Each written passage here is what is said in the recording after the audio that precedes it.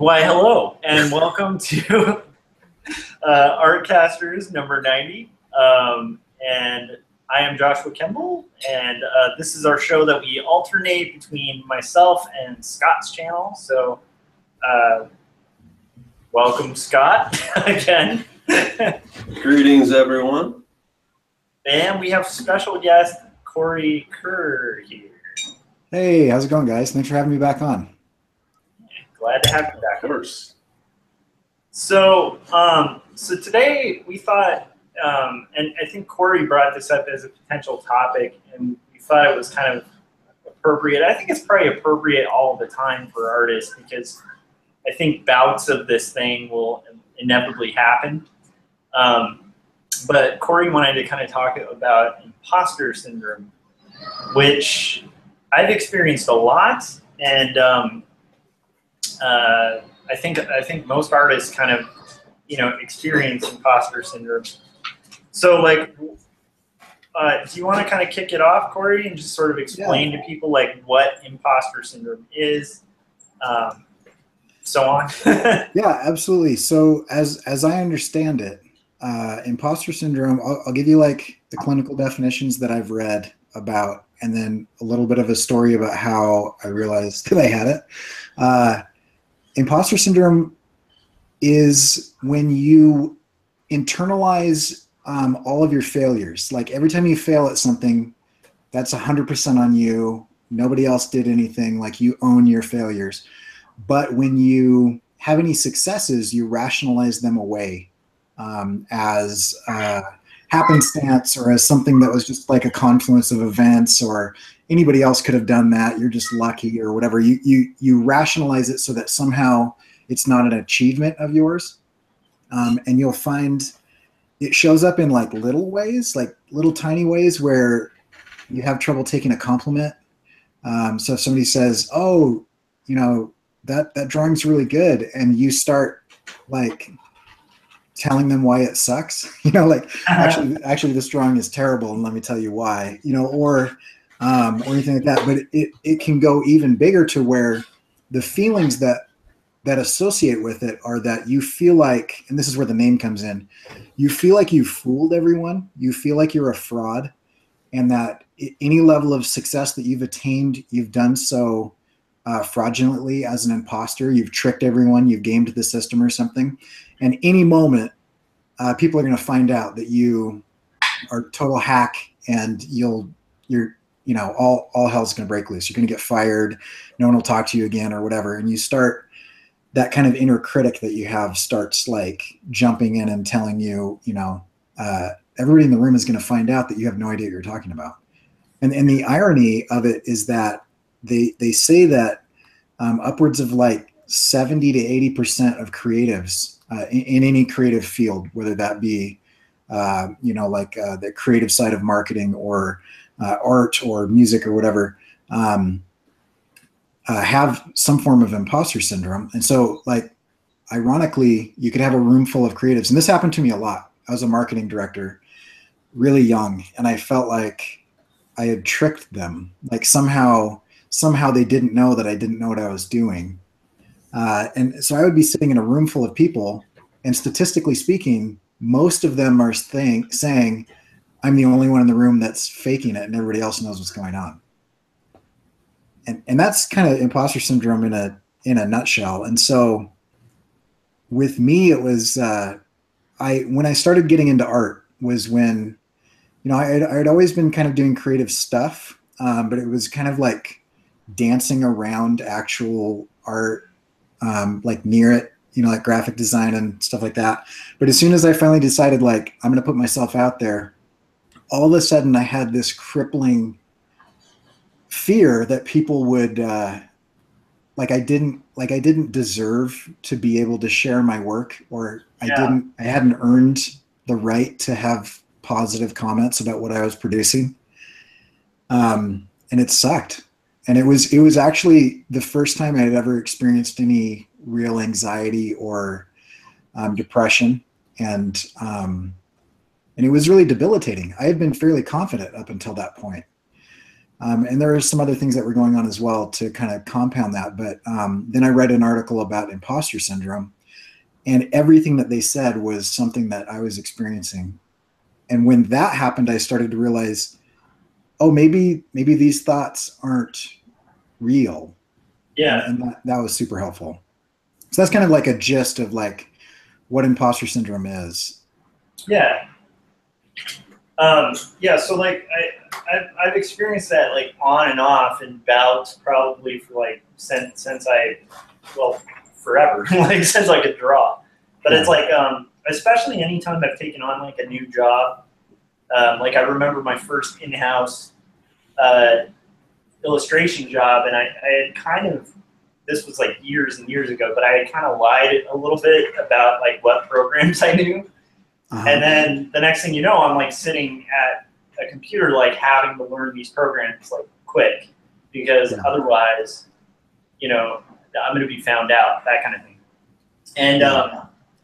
And what actually happened in reverse was that because I was hungry to like learn the programs, and I had that like that fire under me to learn it before I was discovered, I ended up learning the programs like super fast. Like whereas a lot of people, you know, even people I taught in college and stuff, take an entire semester to just cover like the basics. And you know, within 2 weeks, I was doing shortcuts and like using the Pathfinder tool and like playing with the big boys. And a lot of that's just like having that like need to improve.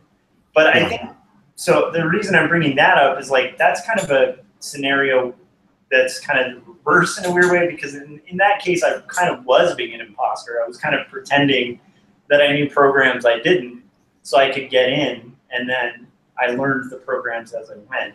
So that was a little bit of it being an imposter, you know? Yeah. But there's also this adverse thing.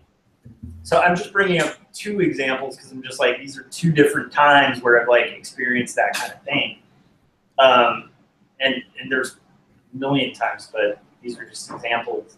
But like the other side of the coin is like more recently, I was invited to go to this, I guess I can say it now because I'm a member, but I was invited to attend this like National Cartoonist Society chapter of LA meeting, and it's sort of a fun like secret cartoonist society type thing. And I show up, and like everybody there's like a heavy hitter, like and I mean like people who won like Caldecott's, like have movie deals, like are in the New Yorker for their cartooning, and when they're asking me like what I do in cartooning, I'm like, well, I published a couple of comics and did a couple of illustrated books that nobody read. That I got paid for, but like nobody read them, and now I do like a web comic that nobody reads, you know, like. And I took a full-time gig as like an art director so I could work on this crazy thing that like no one reads. And the whole time I was sitting there, I was just like, even when people were asking me, I was just feeling like I was faking it, you know? And I was like, there's no way they're going to let me in this thing, you know?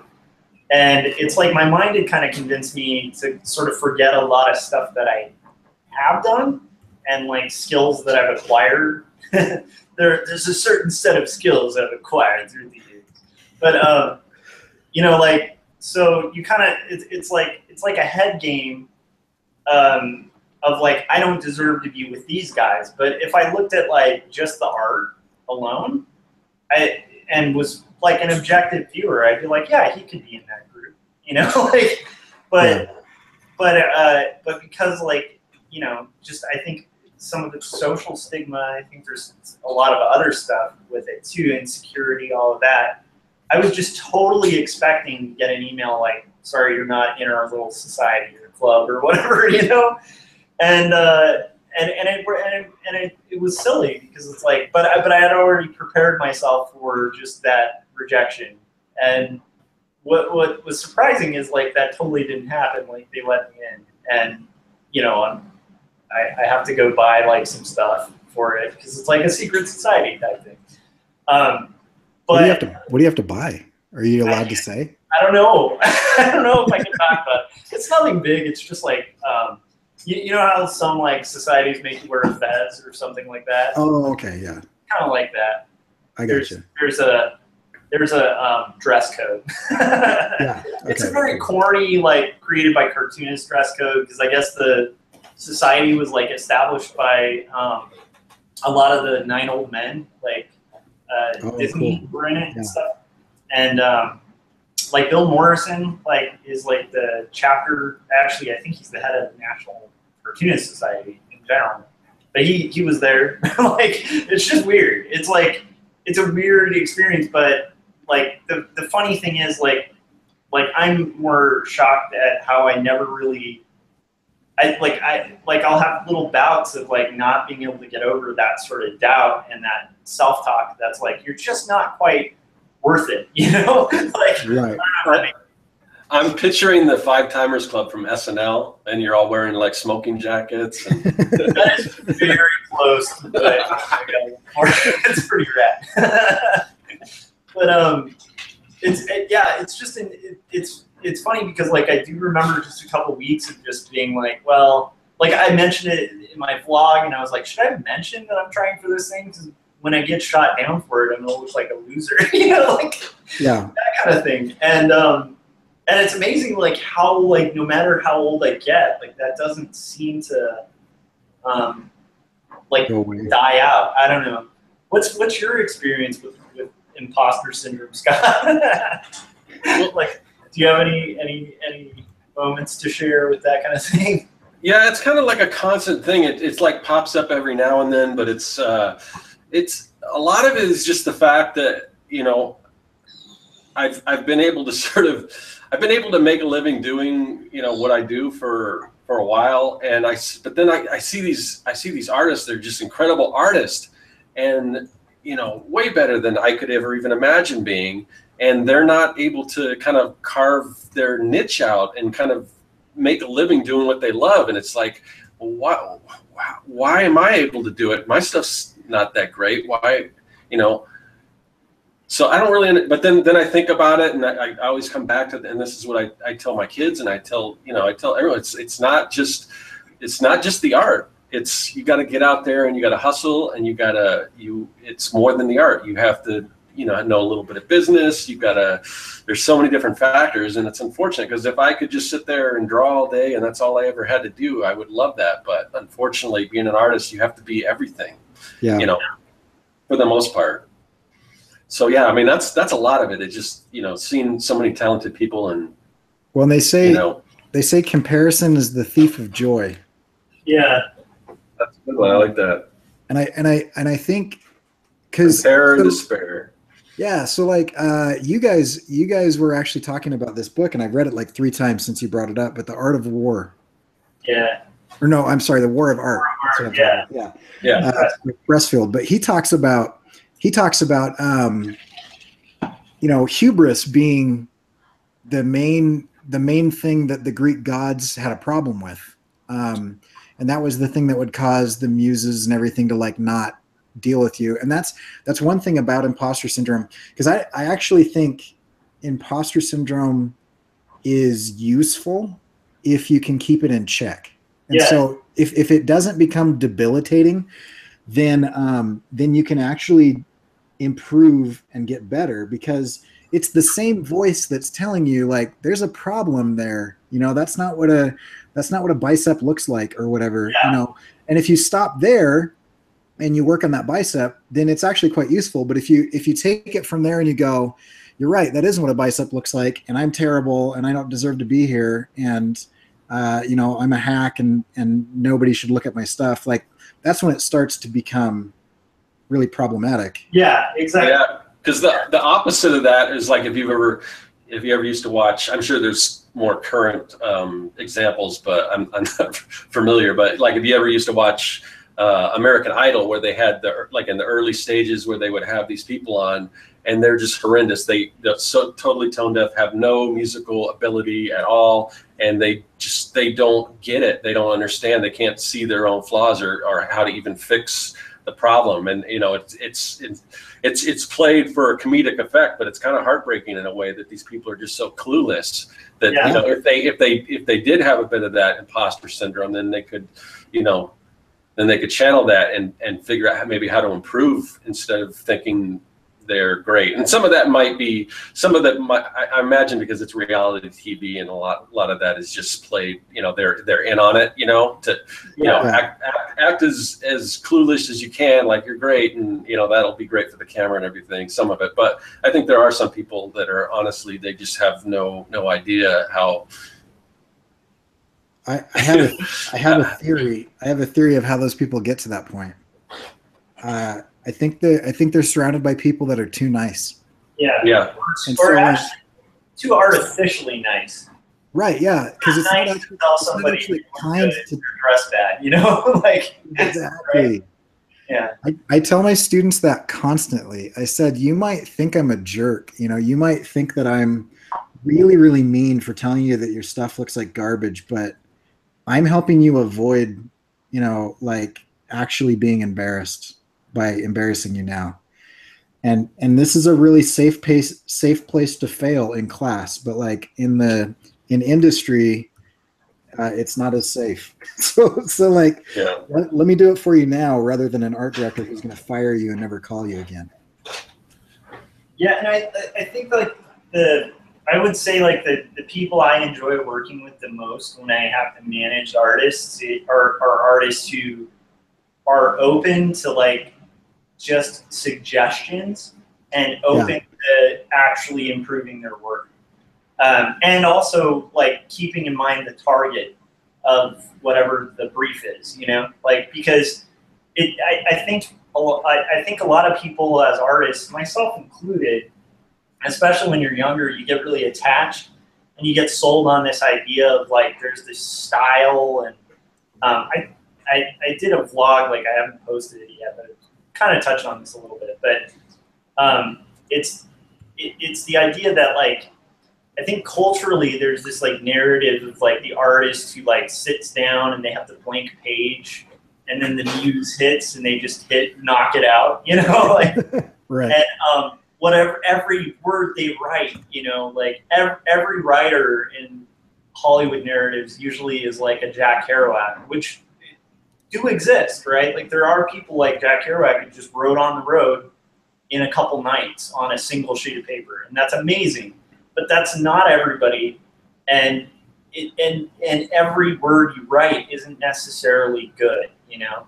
Right. So I think, like for me, the thing that I always have to remind myself, like especially when I get hit with the imposter syndrome thing, like, you know, especially being like a parent, like there's so many times where I'm like, I feel like I don't know what I'm doing, you know, like I don't. And I meet a lot of other parents who have no idea what they're doing. Like you're kind of figuring it out as you go, you know? Like your first kid, you don't know how to change a diaper. Like, you know, unless you babysat other kids, like you just kind of learn and you fake your way through it, and then you actually end up learning it.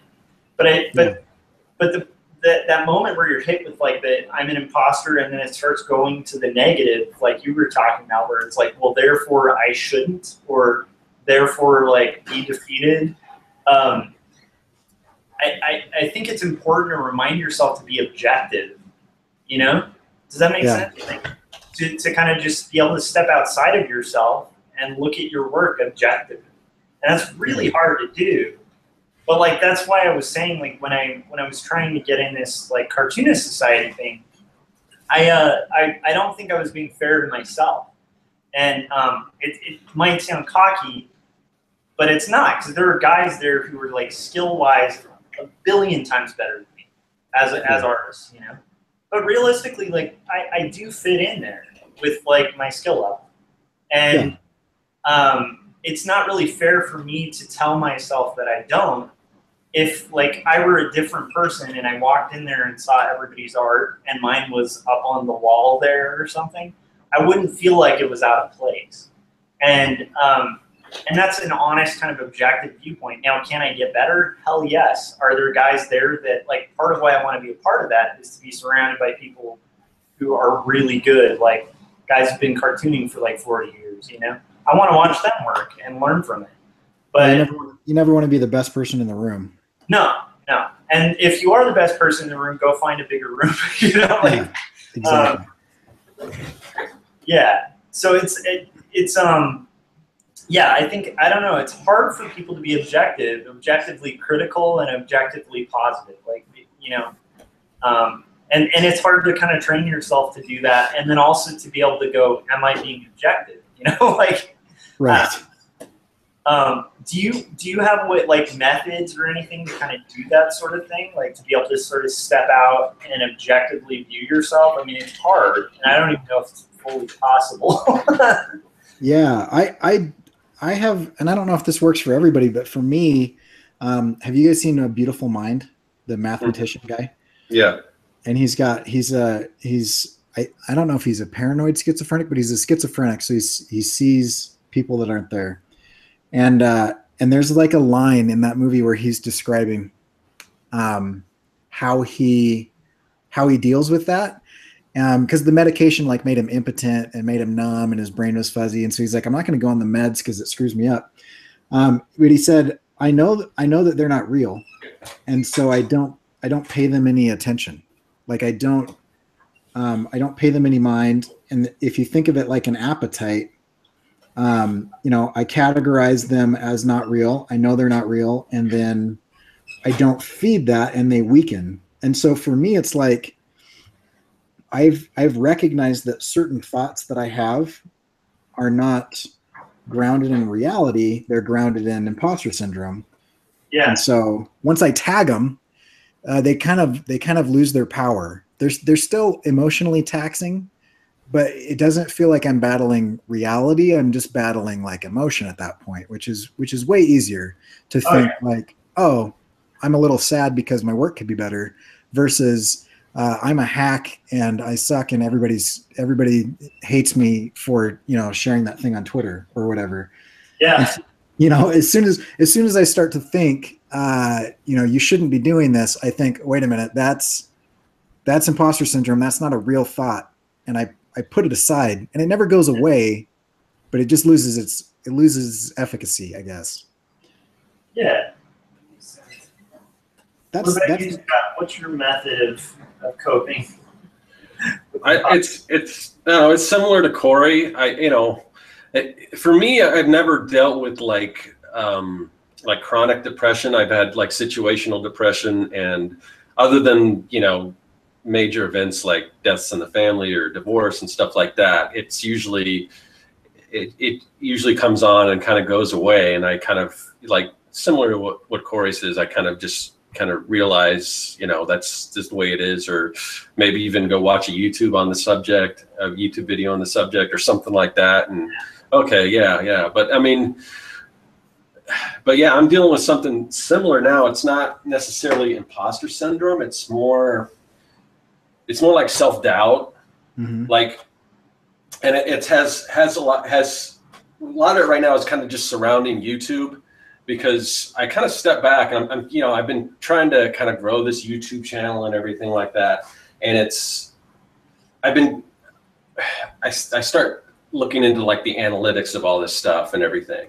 And then I'm like, you know, okay, there's people out there who probably, you know, and everything's relative. There's people out there who would probably die to have a couple thousand subscribers, you know, but again, everything's relative. There's people with way more, but you know, I think so. That's kind of where I am right now. But I think, okay, I've been doing this for a little over 3 years, I think, posting constantly. Like, I've rarely a week has gone by where I hadn't posted one video.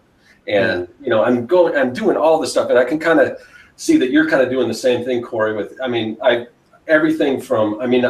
just by the book, every single thing that I can possibly do to grow the channel, from everything from, you know, channel intros to keywords to descriptions on all the videos to putting them in playlists and all that stuff. And you know, I've got like over 550 videos, and and when you look at kind of where I am, it's kind of like, it's almost like, well, this is a failure. you know, in some ways. I mean, but I know, and I listened to a bunch of people that, you know, talk about like YouTube and growing your channel and it's that kind of compare and despair. You can't compare yourself to everyone else, but it's kind of hard not to, because you see people that just kind of start off and their channels are like growing. I'm like, what are they doing? What am I doing wrong and everything?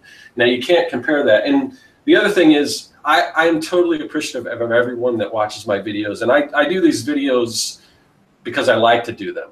If like no one was watching, I'd still be doing them. But still, you kind of, in the back of my head, I'm like, well, after all this time, there should be some residual effect of the channel growing, and it has grown and everything. But when you break it down by the numbers, it does kind of seem like a failure. So, and that's kind of what I'm thinking about now. And it's like, but then every once in a while you get a comment where somebody will really get it. That I got a comment, I know it was probably last week or whatever, and they said, man, I like the way I'm paraphrasing because I don't remember the actual comment, but they had remarked how they noticed the work that I was putting into the videos, and they're like, yeah, I can definitely see that you're going to grow and this is going to become something. And that's kind of what I'm thinking, like, yeah, I'm doing all this stuff and I put a lot into these videos, and it's like, it's almost like a whole, it could be almost another full-time job, the amount of time I'm putting and just doing all this stuff, coming up with the ideas for the videos and all this stuff.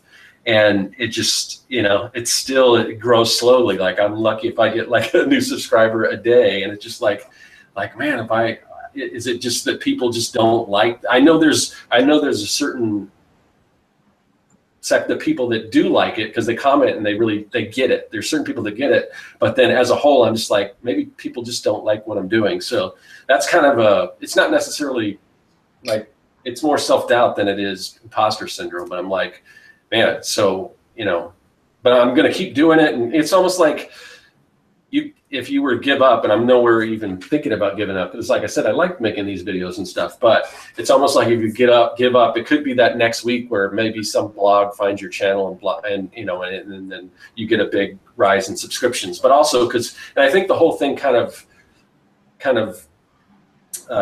came to the forefront of my mind just recently, because I'm looking at analytics, and I'm looking, there's a drop off like from last month so now it's like, you know, ideally your channel should continue to grow at a certain rate, but like there's a drop off. They'll say like you're 26% less interactions or subscribers or whatever than you were last month or whatever. So it's like, I look at that and I'm like, man, this is, you know, what am I doing wrong? So I don't know, you know. That's kind of what I'm going through now. So, yeah, I mean, I can relate to that, and I think that it's a mix, right? Because the thing that I always remind myself of too, like even with that Cartoonist Society example I brought up before or whatever, it could have easily just gone the other way, and so like, there might be a little bit of a health, like, and this is just my own case, I don't think in your case. I think you're just freaking out about your channel. You'll be fine. Like, it's gonna grow. But what I'm saying is, like, there's a healthy nature to imposter syndrome in the sense of, like, if you you should hope for the best, but I mean, don't be shocked if you don't like make it instantly. Right. I didn't like walk straight out of school and get a gig with Scholastic, you know, like it took years to get that client. And when it did happen, it wasn't me chasing them. It just kind of happened from weird other stuff I did.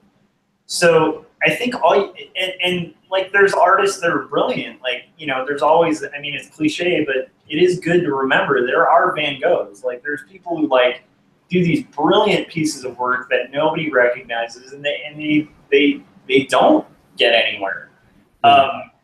You know, so like there is I don't know, there's a side to imposter syndrome that I think is kind of good in the sense that there's a part of it that's a little objective. I think Cory touched on this too, where it's like you're kind of aware that there are better artists, you know. There are better artists, there's better, you know, but there's always worse artists too, you know. Like you were saying, it's that comparison game is this whole nightmare, because if you look at it one way, you'll get cocky because you look at the people you're better than or the people you're bigger than, right? And if you look at it the other way, you're really depressed because you feel insignificant. Yeah. But it's so hard to like I get it, because like even with my comic, I feel like it's a I've met a lot of really brilliant cartoonists, especially when I lived in Portland, who had amazing books that no one would publish and had no resources to get it out. But they had amazing books, and they're like way better drawn than what I do. And you know, like that's a possibility. But at the same time, I really want to make these things. So I don't know. You know, it's like there's also the possibility of success, and the fact that I don't think anybody who succeeds had the attitude of like, well, it's really hard, it's not really happening, so I give up. You know, I don't know. Yeah, but it's not, and again, like what you're saying, I don't expect overnight to just, but and that's kind of the issue, and why it's like concerning me, is because it hasn't sort of been overnight. And I know some people it might take, you know, 10 years and, you know, or whatever to, because I'm basically starting over from and I've mentioned this countless times, but basically from when I was doing freelance work to now trying to build my own brand and doing all this stuff myself. So I'm basically starting over. But in the, say, whatever, 3 years and constant posting and all that stuff on YouTube, I think I should be a little different place than I am now. So I don't know. Yeah, and it like so I think, okay, so there's a few things you can take from it. Like one is like rethink, and don't question your whole identity or anything, but just like rethink and re-strategize. That's one thing.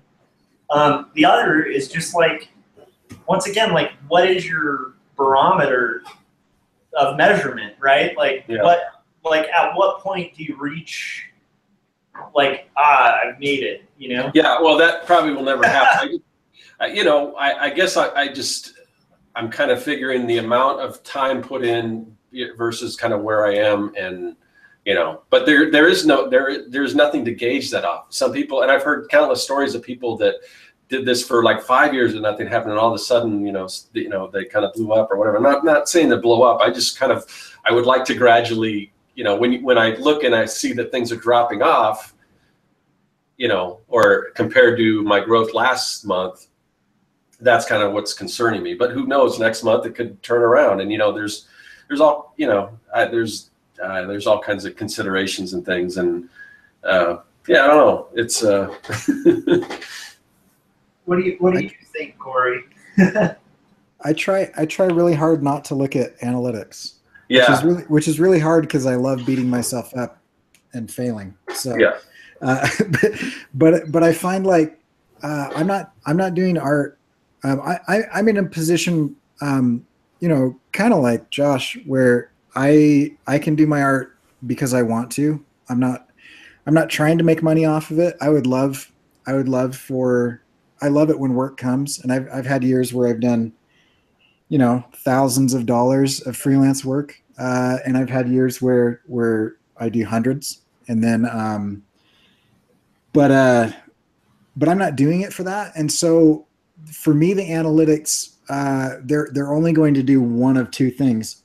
They're either going to make me feel really bad, or give me like a false sense of, and maybe this is the imposter syndrome, but like I feel like if I did have really good data coming in, that it would just build me up more than I needed to be built up. So for me, it's like, it's interesting but super non-productive for me to look at, like, you know, what's happening. And for my videos, I'm way behind where you are, Scott, and having really just kind of started getting serious about it, maybe like, I guess when I did the 100 days of animation is when I really started posting frequently. And so maybe in 3 years I'll feel the same way, but right now I try not to look. One, because it's just depressing. Like, you spend hours and hours and hours like editing something, and then you get like 50 views and one comment, and you're like, okay, so why did I do that? And that's a good question to ask for me, because did I really do it for the views? Like, I think that was part of it. You know, I am trying to build an audience, but also like there's that one-on-one relationship. I do a lot of educational content where I'm trying to teach people how to do stuff. And I do have individuals who will say, you know, I'm not getting thousands of views on my videos. I mean, I am if they're left up long enough, but initially. But I do have like 1 or 2 people that will come on and say, "Oh my gosh, this tutorial is exactly what I needed," and that's cool. Yeah. And that kind of one-on-one relationship. So I don't know. And then I go through and I say, well, that's just one person, who cares? And you kind of have to, in my mind, I have to kind of say, well, that is imposter syndrome. That is a win. That is a success. You literally did set out to help people, and you have literal proof right now that you did help someone. And so don't ignore that. Don't write that off. Like don't just, somehow find a way to deplete that. Because if I get one comment that somebody says, this sucks, you're horrible, why are you even doing this? Like, I don't take the power away from that comment. I cross stitch it and hang it up on my wall and beat myself up over it for hours and hours and hours. So, it's kind of that idea of like just trying to give everything a fair amount of play, whether it be a success or a failure. Yeah, and I think that like you're touching on something really important, which is like the idea that like just psychologically as human beings, we hang on to negatives more than positives. Yeah. And when you start paying more like conscious attention to it, like a challenge for everybody in the chats and stuff, like for like tomorrow, just pay attention to how many negatives people say compared to how many positives. And even like, especially if you're around a group of people, check out like how active the conversation gets when it's negative. It gets really active. Positives are not like something we hang on, like we don't hold on to positives as much. And it goes that way with feedback too. It's like if I'm giving like a performance review, I could say 20 great things about somebody and one thing they could work on, and they're gonna walk out being depressed about that one thing they can work on and forget about the 20 things. Yeah. Because we're kind of wired to take that negative and not take it balanced with the positive, where it's like, hey, that's pretty good odds actually, like 20 and 1. Like that's pretty good odds. And it's because that negative is threatening. Yeah. Oh yeah. Yeah. And so it causes that fight or flight instinct, and it brings your mind to that base level of thinking, because you're just like, it's an instinctual survival thing. Yeah. To me, like, I don't know. I think like I'm nowhere on YouTube. Like, I mean, people are watching my channel right now. That's cool. Please subscribe, right? But at the same time, like, I'm not seeing a massive growth compared to other things I'm doing, but I kind of like it, and I really like the community. And there's cool things like it was like 2 days ago, Jan like was just sketching people, and he sketched me. And yeah, I saw that. In Spain, who just decided to draw me, which was cool. I was really flattered by it. And it wasn't like the most flattering portrait. It was pretty accurate portrait. So it has my like line right here and stuff. And I was like, yes, that's awesome. I almost wanted him to go like far and caricature it, but it was just so cool that somebody in Spain, who I really like, and I think he's really inspiring. He's a young artist who's like, I can see heading in really cool directions, and he's really inspiring. He just is always drawing. And he's really good at editing YouTube videos too. And so like to know that I'm like kind of somehow having this kind of cool back and forth with these people, like even you, Scott, and Cory, like I'm meeting you guys through YouTube. And like to me that is pretty cool, like, and I don't think I'd want to lose that. So I don't know, like if I look at the negatives, it's like I haven't even hit 300 subscribers, and this is I've finally hit that point of, I think it's been a year. So is that bad? Is that good? I don't know. Like It doesn't matter. I don't know if I should look, Yeah. I don't know if that makes sense. No, it totally does. Makes total sense. And yeah, I mean, and you were talking to me before how you battle that. And again, these are just passing feelings. Tomorrow it'll be, I'll be fine, and but I know, because I know that deep down that you can't compare yourself to other people, and that there's no there's no chart. Because if you ask, because people ask that question all the time, oh, like, how do I grow on YouTube, or like, where should I be at this point? And there's no set answer. You can't answer that question. There's no, you know, there's just no way to answer it, because it's different for everyone. And then I had even, you know, I was thinking about, well, what if I just put a call out to people who watch my channel? Like, what would you know, what should I change, or what do you want to see, or what am I doing wrong? But then I thought to myself, you know, and this is what kind of made me realize that I am doing this because I like it. Because if somebody said, well, we don't like this particular kind of video, I probably wouldn't change it, because those are the kind of videos I like to make, and I'm doing what I like to do. So unless it was some kind of constructive criticism that kind of clicked something in me, like, oh, that would be cool if I did that instead of this, or whatever. But, you know, so I just decided, well, I'm not going to put that out there, because I do like doing this. And if it's just me doing it, you know, for, you know, everyone, and I do appreciate everyone that watches, or if it was just me doing it for myself, I'd probably still be doing it, because this is what I like to do. Like if somebody says, well, we like you and we like your drawing, but the whole mad scientist thing is just stupid, so, you know, rather you not do that. But I'm not going to stop doing that, because that's what I like to do, you know. It's fun for me. So I don't know. It's that kind of puts everything into perspective, you know. Yeah, but, you know, perspective doesn't necessarily make it any easier to go through it, you know, which is like for me, like I relate entirely, but all of that knowledge of like how to kind of correct the imposter syndrome doesn't get rid of it. So it's like Cory was saying, where it's like, it's still there. Because like I said, I'm amazed at how quick it just shows up. And like I said, all it took was just walking in a room with a bunch of successful cartoonists. And I'm not really a person who compares my art to other artists like I did when I was younger. And I've always felt like I've learned that lesson to not do it. But it's amazing what, like, just having one person talk to you and be like, what do you do? I did some children's books and got a Caldecott. I'm just like, ooh, like, I felt like I shrunk to, like, the size of, like, and the weird thing is, am I trying for a Caldecott? No. Like, am I like, trying for kids' books? No. But, you know, and should I respect that? Yes, I totally should respect. I mean, that's amazing to get an award like that. But, like, it's funny how quickly I do become that little, like, oh, I shouldn't be in this room, you know, like, which is so, but, like, I don't know if there's a way to battle it other than to just, I don't know, Cory, what were you going to say? Oh, I was going to say, I wouldn't put a question out to my audience because I would be scared of not the answers that they say, but the fact that nobody answers. Like that's true. That's true. That's my fear is, and I know you're supposed to do this or whatever, but every time I'm like, hey, I'd like to hear in the comments what you guys think about whatever.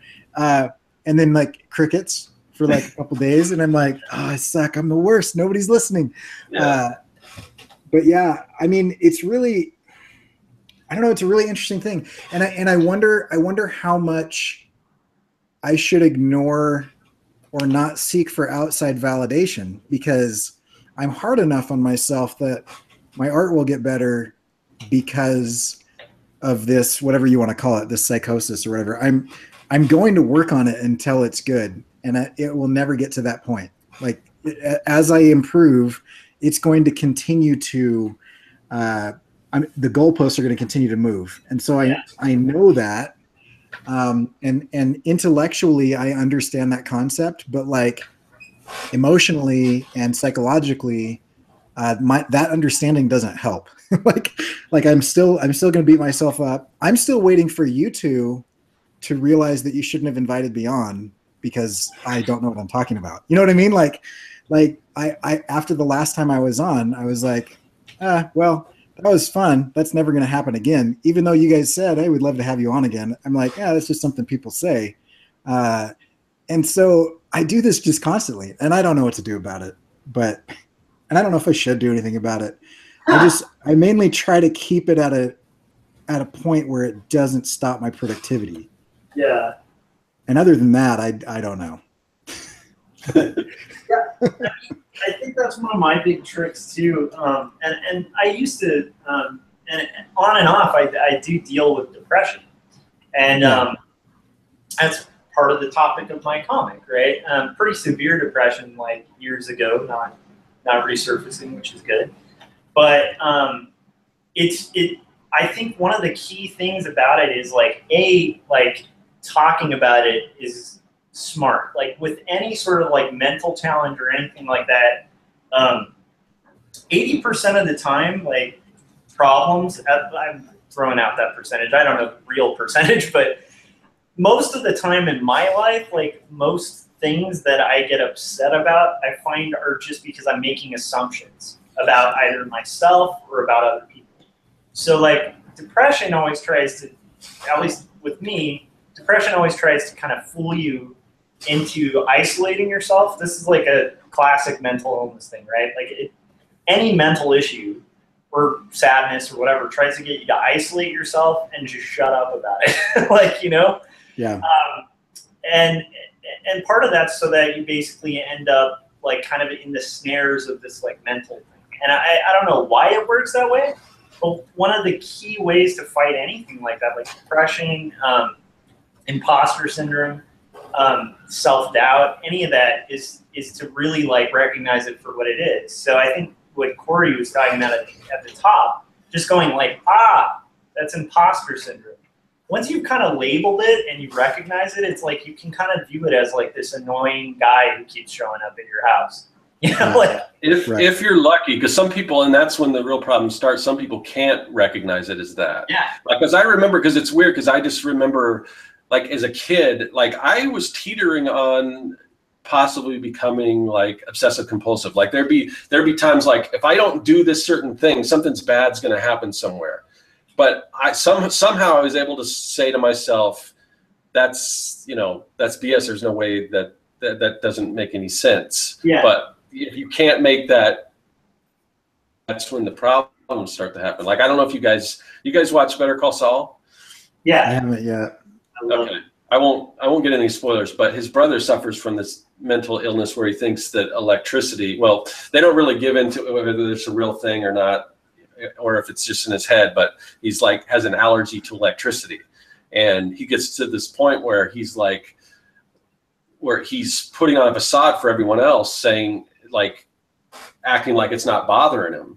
And he says to himself, it's not real, you know, but then as soon as people go away, it's like back to the normal thing. So at some point, somewhere in his head, he realizes it, but that's the fake part. And then he goes back to what's his reality is that he's actually allergic to electricity, and he has, you know, to go back in his home by like candlelight and, you know, and just stew in his little, like, you know, little house without any electricity. It's just, but yeah, but I don't know how I was able to kind of shake that, because I remember as a kid always having those things, and I didn't know what it was at the time, but later as I grew up and I started learning about there's other people that actually have those issues and that it's like serious. Yeah. And I'm like, man, I somehow I escaped that, you know, somewhere there was something there that was like, oh yeah, that doesn't make sense, but yeah, I don't know. I mean, there are definitely why I think it's so important to like communicate about that kind of thing. There's definitely like levels of mental illness or whatever that like you might need help, you know, like you might need like medical help. Yeah. You might just need like medication, but like it's also really just important to be able to talk about it because it's really stigmatized. And I think that I don't want to get off on mental illness or whatever. I'm saying, like, I think our culture stigmatizes failure in general. Yeah. So like everybody wants the success story, and you know, I think most people would be disappointed if they went to see a movie about a boxer who like trains and trains and trains and then just gets knocked out and never really succeeds, you know? Like, well, I don't know. Isn't that the plot of Rocky 1? Pretty much. Yeah, like, yeah, I mean, pretty much. But the point being, like, there's always going to be the comeback, right? Right. Yeah. And maybe, and if it ends that way, our culture expects the comeback and victory. And I think that I think it's really important to like focus on failures as part of learning and part of process, and start in a weird way celebrating failure, because it you know, like most people don't sit down and just draw a face. Like, and we all have been through this. Like, why we can draw at all has everything to do with the fact that we are really good at failing. You know what I mean? Uh-huh. Like, because you have to draw a lot of crappy drawings from life before you can draw from life. Like, you have to really get it wrong and then just learn how to recognize what is wrong to kind of get it right. And there are some people who have less of that hurdle, you know, but it's still one of those things of like, if you can draw at all, you failed a lot to get there.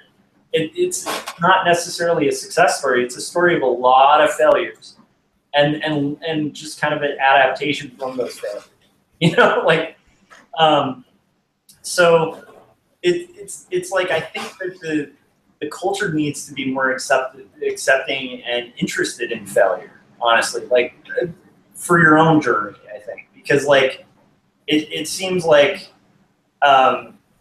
for successes, usually there are failures. There's occasionally those people who are just knockout, you know, like I said, like there's the Kerouacs of the world. Although Kerouac had a crazy life too, if you read up on it. But the point being, there are some people who sit down at a typewriter and write the great American novel, you know. They're not common, you know. And even if they are, they've created their own, you know, hurdles, because like, let's say you're that guy who like you're 16 and you write the Rolling Stone #1 album of the year or whatever. What are you going to follow up with? You know, or what do you do next? Yeah. And then also, what happens? How do you deal with failure if you had all this success and let's say your next album's terrible? Like, I guess my point is just like, for myself, for my own journey in art, I'm trying to get more comfortable with failure, because everything I've ever gotten that's positive, including my job as an art director, is a result of a lot of failures. Like, I worked in really weird, diverse industries, and that just kind of, by happen circumstance, worked out to get me where I am. And, you know, like, clients that I really wanted never came the way I expected, you know, because you can't, like, if I were to tell, like, a young artist, like, how I got a gig with a certain client, it's not going to work for them, you know? Yeah. And Cory, if you were to, like, if you were to share, like, how you got, like, your gig as a full-time teacher, like, that's a hard gig to land. Your story and your way of getting in that isn't going to be for everyone. You know, there's some commonalities, but I don't think it's going to be a shared narrative, you know? No, I totally agree. And one thing that I've done that is really helpful is I've stopped trying to categorize things as failures or successes. Yeah. And I just call everything, whether it's good or bad, an iteration. Because if it's an iteration, then there's no finality to that. And so I can just keep moving. Like last week, and this is as early as several days ago, I sat down to do a drawing. I had it in my head, and I even did a video of like the first part of me sketching it out. And there is just one part of this figure that I cannot figure out. I'm trying to do this kind of like octopus mer person sitting in a throne, and I have it in my mind of what it looks like. I couldn't get it. And I literally stopped and just decided, well, you had a good run. You can't draw anymore. Like, this is it. It's over. You know, you've completely lost whatever ability you had. And then I realized, okay, this is an iteration. You know, like you can keep working on this. So I put that one aside and I started a different one, and I'll come back to that one next week or whatever. But I think failure and success is in the finality of something, and it's always something that happens in the past. Like I look back at other people and I say, well, they have succeeded, or they have failed or whatever. But somebody who is continuing to move and improve and iterate and change and alter and push, like they're not done. So they haven't succeeded or failed. And for me, that helps, because I'm terrible at, like, if I were to just let that go unchecked, I wouldn't do anything anymore. I would just be like, oh, well, that sucks. It has a flaw, and I'm done. I'm out. I failed. And so if I look at it as an iteration of like, well, the next one will be better, I'm going to take this and learn and move with it. I don't actually have any failures. I just have things that have progressed me down the path a little bit further. That's a good way to look at things, because I could apply that to the whole YouTube thing. It's like, because every video I make, I'm learning something new, or I'm putting something else out there, and also it's not really that immediate, like you said, Cory, like you've got older videos that's got thousands of views because they've been out there and they kind of, gradually people start to find them and everything. And it's kind of the same with my channel, and and just by the sheer number of videos I have, there's a lot of stuff out there that people are watching. But when you put out one video and it's kind of doesn't perform as well as maybe the last video you put out, you're like, oh man, it's just like maybe I'm off my game. But every single video you do, everything you put out there, you're adding to that. You're adding to that stable of of all these videos you have, and you're growing and you're improving and everything. So yeah, I mean, it's definitely you definitely don't want to stop adding to your repertoire. Yeah. Well, and I think the key, like for instance with comics, when I first started doing comics, this is like when I was like 20 something, and when I say first started, it's not like when I first started, but when I first like seriously like tried to enter the industry, I had this like idea that I would just follow like this step ladder in my head of like, I will do this, and then I will get like the Zarek grant, which worked. And then I was like, and then I'll go from that and I'll get like an Ignatz, and then I'll go from that and I'll get the Harvey and the Eisner. You know what I mean? Like I literally thought like that. I don't much anymore. I wouldn't mind getting a Harvey or an Eisner, but I don't really care as much. But that was like my goal. Like I had this whole mapped out thing, and I didn't deal well with like failure or with like, trying stuff and it not working out. I didn't really have a way of like a good mechanism for that, like in my own experience. And what got me back to kind of making comics is just like, I realized that like, even what I did that got the Zarek, that got that like first rung on that ladder that I was trying to climb, I wasn't too happy with. Like, and like, so I guess my point is like right now, my point is just to try to like just make a really good comic that I like, and make it to the best of my ability. And like, I think that's a much better goal. Like, so even with YouTube, just make videos and make them to the best of your ability. And I think your audience will either find you or they won't. But at least when you like step back from it, if it is a failure, you can be like, that was an amazing failure because I made awesome videos. Like, I don't know. I'd rather do that than be making stuff I'm unhappy with and making tons. I don't know if that makes sense. I think the fact that you are doing what you want to do, I think that's going to show through, and I think people are going to gravitate to it. Because if you're just doing something because you think it's going to sell or whatever, that's not necessarily going to appeal to people. People can see that. They can see your passion in something, and 9 times out of 10, if it's something that you're going through, especially with like with autobio and stuff, I mean, people are going to gravitate to that because people are in that same situation. So, I mean, no one's really goes through life as like an island where it's never, their experiences aren't anything anyone else can relate to. And it's kind of like before the internet, you don't understand that. But once kind of the internet came, you start meeting people. And that's kind of when like nerd culture became so big, because as a kid, you're a nerd and you're kind of isolated. There's not too many other people like that. But once you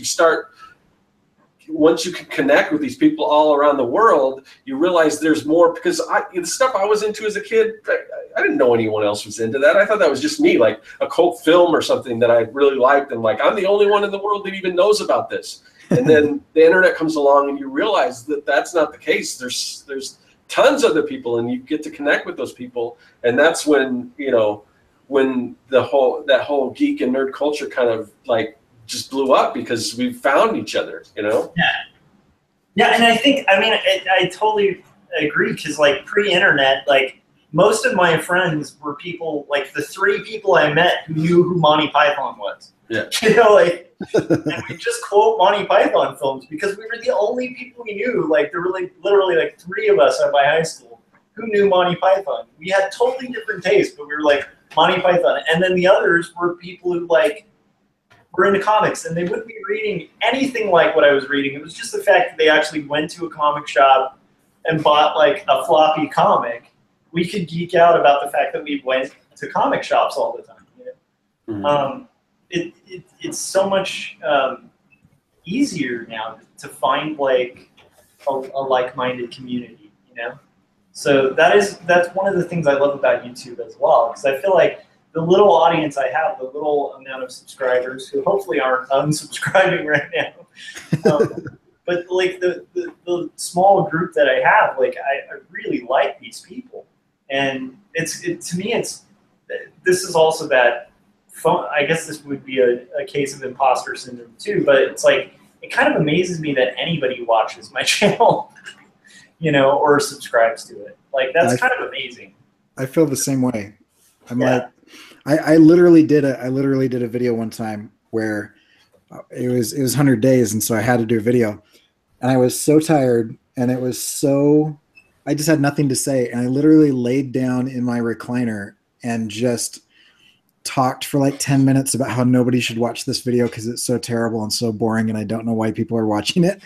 And I got comments on that about how hilarious it was and everything, and I was like, I guess you guys are getting something from this, so that's good. But yeah, I'm constantly surprised that anyone pays attention to anything that I do. It's the same thing. It's like amazing. Like I want to make them brownies or something. I'm like, thank you for wasting your valuable time with my work. Yeah, I mean, everyone's got something, you know, there's certain thing about both your guys' channel. There's certain things that I love about both your guys' channel, and it takes finding people that kind of gravitate to those things that, you know, so yeah, and I imagine it's the same with me. I'm sure there's things people like about my channel. Not that everyone's going to like it, but there's, you know, they're all different, and none. I don't think any one of us 3 are doing really similar content on our channels. We all have different, you know, different ways to go about things, and you know, different people find it, different people like it. So well, and if we really wanted to be popular, I mean, you could game the system, get a sex change and grab a ukulele and start doing covers. You know, I mean, that's a lot of work to go through just to get some views on YouTube, I think. Yeah, no, I agree, and I mean that's kind of the point. Is like, I love what Josh is doing with this comic. I read it what he had up a couple months ago, and there's something about authenticity and vulnerability that I really relate to, and when anytime anybody does something that is super personal or at least just feels very, very honest, that's my jam. I am all about that. And yet, you know, a lot of the stuff that you see on YouTube that is really, really popular, like the 3 of us could do that, but that's not who we are, you know? And so I think it's more important to have success while you are being you and being authentically true to your own voice than it is to have success for success's sake. And I'm not one of those people that accuses people of selling out, but I think that is the definition of selling out, is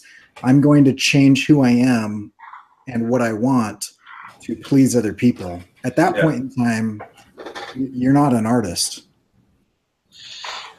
Yeah, I think that's a beautiful way of putting it. I wish I could put it that way. I tend to think of it as like I've made decent money like drawing like the Miller Lite cards, like that in my style. first off, like, I like beer, but I hate Miller Lite. Like, and I've never been the type of dude to like put up a Miller Lite guard poster on my wall, and that's not, you know. But my point being, like, they paid really well. Did I feel good about it when I was done with it? No, I got a paycheck, and it felt like clocking out of a day job, and and like that's what my experience with freelance was. I've talked about that on here, but that's why I kind of took a day job, because I prefer steady income, just drawing whatever, than like hunting to get stuff I'm not really going to dig drawing anyway.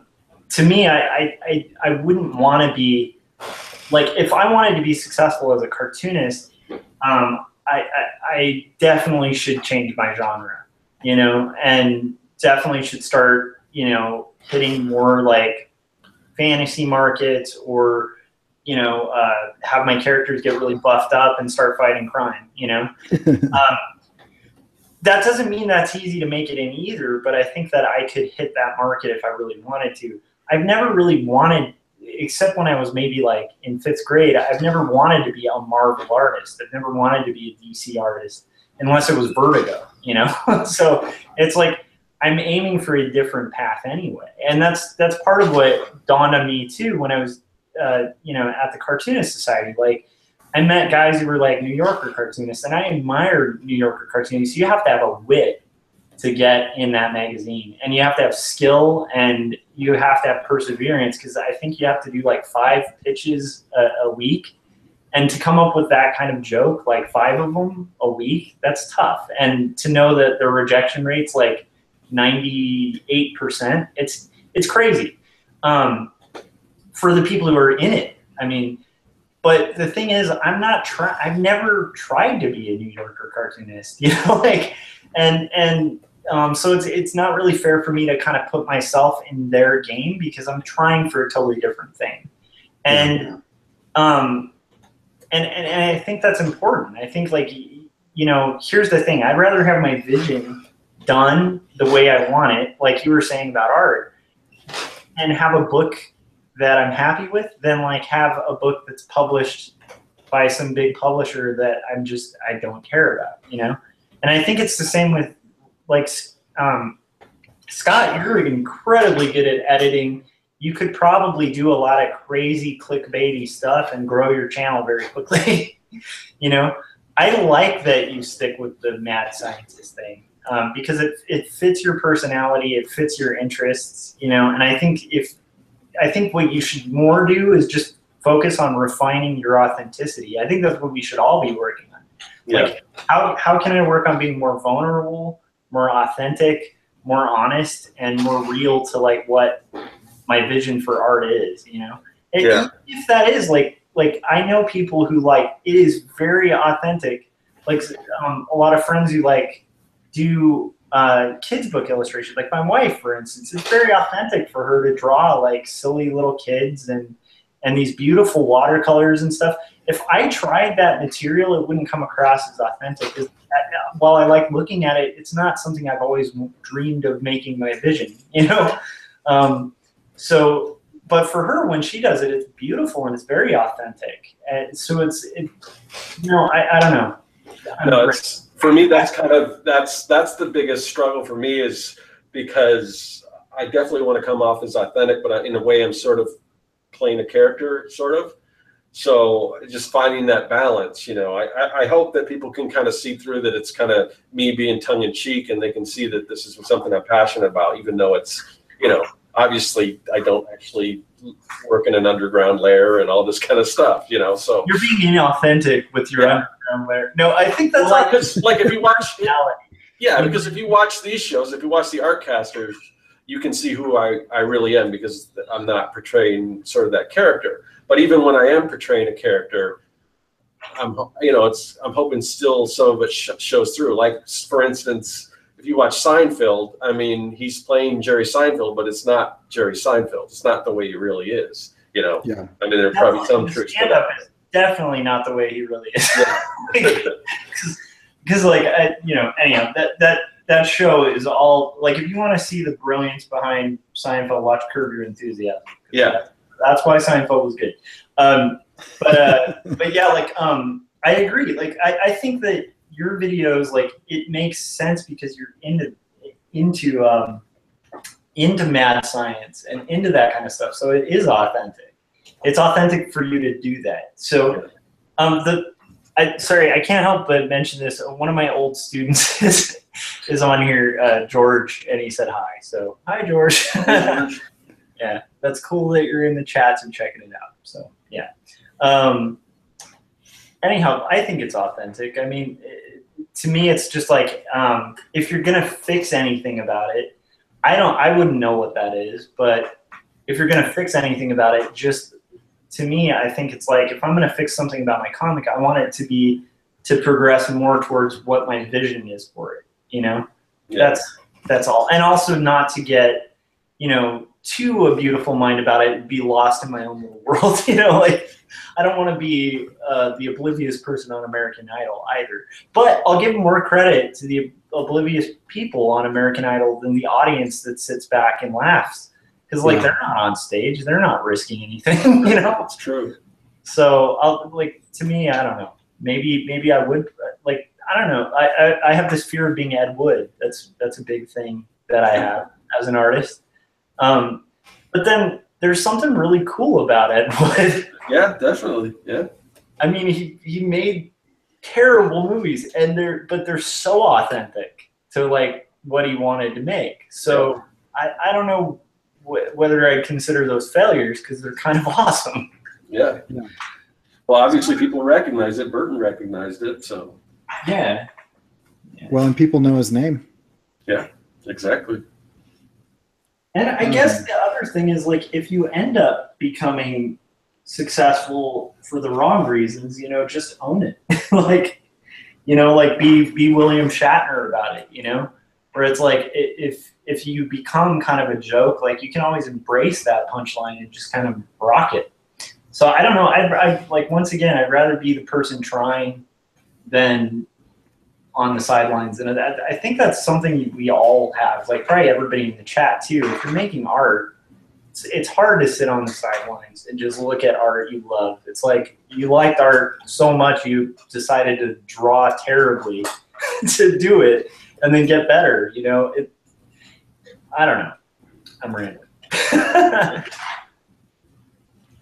Yeah, and I think that's part of everything that we're talking about, though, is like, if you are okay with being bad publicly, you're gonna be fine eventually. Whether you'll be fine now or fine later, if you're okay with like, public vulnerability and improvement, like, I'll take that person at whatever level of art they are over somebody who's naturally, quote unquote, naturally talented but can't take critique and has a fear of failure anytime. Like, if you're willing to say, this is the best I've got right now and I'll keep working at it, like, you're going to be great at some point in time.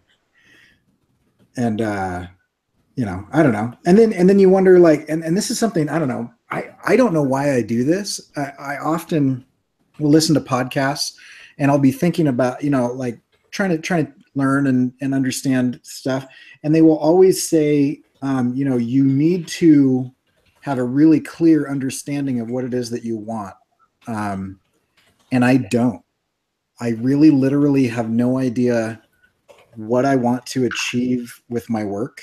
And that often bothers me, but there's just a drive there that I want to improve it, and I want to share it, and I want to say some things, but I don't have, like, any clear expectations of what success looks like for me. I don't know what that is. I don't know whether that would be being published. I don't know whether that would be, you know, a certain number of subscribers or whatever.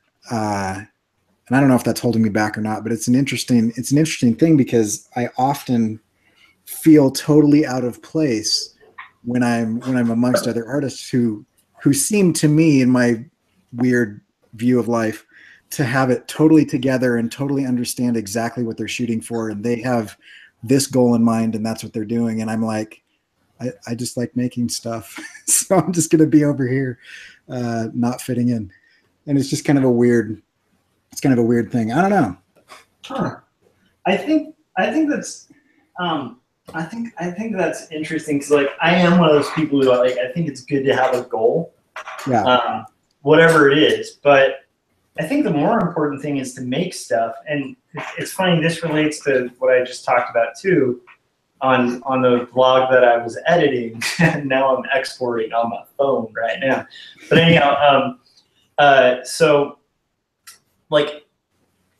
There's this like perception of like inspiration, and there's this perception of like writing in particular, where it's like you're just gonna like sit down and write this great story. And a lot of that inspiration, and you've read like The War of Art multiple times, so like you'll get where a lot of this is inspired from. But it's like I do think like there's a lot of truth to what they touch on with that book, where it's like, when you sit down and you attack your work every day, even on days when you don't feel like doing it, you open the doors and the possibilities to get that muse and that inspiration. So like this story that I'm working on didn't just come to me. This happened as a product of like doing a lot of comics, doing a lot of like commercial work that I wasn't super happy with, and really doing a lot of thinking about, well, what would I be happy with? Like, what do I want to do? And a lot of that thinking wasn't happening like, you know, in a debilitating way where I'm like sitting around in a room, like I'll draw when I have an idea. It was just doing it all the time and then suddenly being like, this is what I want to do.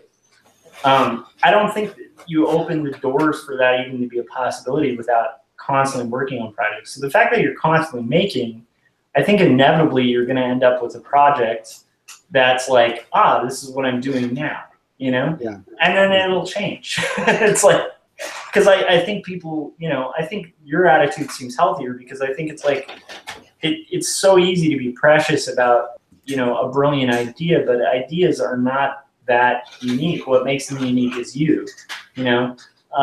Like Scott, your channel is awesome and unique. The idea of a mad scientist, not so unique, but your spin on it, you know, your underground layer is different because it's yours, you know? So it's like my autobio thing. It's like, I think it's almost a cliche that if you're doing autobio comics, you're going to do one about being depressed. You know, it's like, but I think I'm doing it in an authentic way to my own experience that hopefully will kind of help it sing. And similarly, like you know, Cory, you're doing like animation and stuff, and you're not the first to touch on animation. Yeah. You're not the first to animate the things you're animating, but the way that you approach it is going to be authentic to you. So I mean, it sounds a little corny, but I really do think like I wouldn't even concern myself with that. I think more of like just set little milestones until that, like if you have like some big milestone appear when you're hitting them, then just boom, you know? Yeah. Yeah. So Josh, I have a question, because you've mentioned in the past that either you identify as or you've studied a lot of existentialism, right? Yeah. So how do you reconcile goal setting with being an existentialist? Because for me, as soon as I set a goal, I have defined my happiness to an external source in the future that is somewhat outside of my control. Okay, so I mean, there's a mix, right? Because I mean, like, it depends on what kind of existentialist. Right. Yeah, okay, that's a good point. But I'm not really an existentialist anymore. Okay. I mean, I'm a bit of an existentialist, but I'm a Christian, so I actually believe in a God and stuff like that. So yeah. So I have like a more of like I really do think there's like a whole purpose to this life. I don't want to get heavy into that, but the existential part, like, that I think there's a lot of truth to is like, you know, the way existentialists face reality as we know it and see it, you know? Yeah. And I mean, Nietzsche, like, had this idea of like, I mean, I'm going to sum it up terribly because it's been a long time, but he kind of just had this gist that because there's no point, you kind of have to make a point. Yeah, right. And that's kind of the only way to kind of get through this whole thing without it being a terrible experience. So it's like, it's kind of going to be a terrible experience. There's going to be a lot of horrible things. So what you have to do is like either embrace the fact that you can do great and horrible things while you're here. So you can either choose to do great or terrible things. And you kind of define those parameters for yourself. So I think like in a weird way, like goal setting in art is a very existentialist practice, because you're basically making a purpose in an otherwise purposeless existence, right? I don't know. Right. Does that make sense, or does that seem too far of a throw? Well, I don't know. As soon as you bring existentialism, then I think you get pretty far out there. But for me, what it is okay. And I don't know if this is a true definition, but for me, it rings true. But anxiety is putting myself in the future. Depression is putting myself in the past. And contentment is putting myself in the present. And so for existentialism, for me, if I am present and in the moment that I'm actually experiencing currently, then that's where I'm happy. But as soon as I start worrying about what's going to happen in the future, or resenting or whatever, dwelling on what's happened in the past, that's when I become unhappy. And so for me, goal setting has become a very problematic thing because, and maybe it's just a fear of not meeting that goal, but I have never met a goal that I've set. I have gotten to the point where I've said, I'm going to choose a direction and put everything that I have into that direction. And I'm going to do everything I can to make this happen. But as soon as I put some sort of measurable goal on it, it becomes, because usually that is something that is outside of my control. I want to be published. I want people to like my work. And I put my satisfaction or happiness in the hands and decision making of other people. Yeah. I can't control whether people like my work or not. That's up to them to make that decision. And so I don't know. We're probably talking about the same thing in circles, but no. I think this is actually good. So I do think we're saying kind of the same thing, because I think that that's a different kind of goal setting. So like, what I'm talking about is more just like your own personal art goals. Like regardless of like what people think or say, like for instance, like mine to just complete this graphic novel. I don't know what's going to happen. I mean, like tomorrow the whole thing could go up in flames, right? But for now, like I'm very content, like on a day-to-day basis, like carving away at this thing with the hopes that at some point I'll finish it. I may not, and that's sort of something that I think is healthy to embrace as well. I mean, I think when people put too much stock in like, say, like finishing this pile of papers, it's like, how are you going to cope if like suddenly like your arm gets broken? That's one of my worst nightmares, is like, my arm just being torn off or something. Cause it's like, well, there goes my whole thing. Like, yeah. So, I mean, I think there's gotta be like on a life level, like there's gotta be more thinking about like what your purpose is outside of just an ability. Cause like like that's a pretty flimsy purpose, But yeah. for me, like for art, for my own fulfillment with my art, I like getting things done. And so like to me to set a goal is like, it's not so much like anticipating the reaction of people. That's my more negative side. On the more positive side, it's usually just to be able to get that complete in itself is kind of like an existential practice in like creating my own happiness. And that's part of why I like comics. I mean, I like the fact that I'm in full control over the thing. Yeah. In a world where we really don't have a lot of control over anything. So, it's, I don't know. This might be getting totally, but I think you're right. I think we're kind of agreeing. Yeah.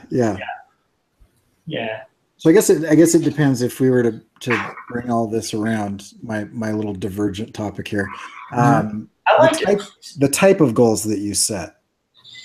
So the ones that, and maybe I'm just being judgmental, but the ones that I often hear from people that they express out loud, those type of goals seem to be completely outside of your control. But those people that are being authentic, like you, as you talk, I can relate to that goal. Like my goal is not a measurable goal. It is, I want to be true to who I am, what my voice is, and I want to continue to produce work that speaks to people.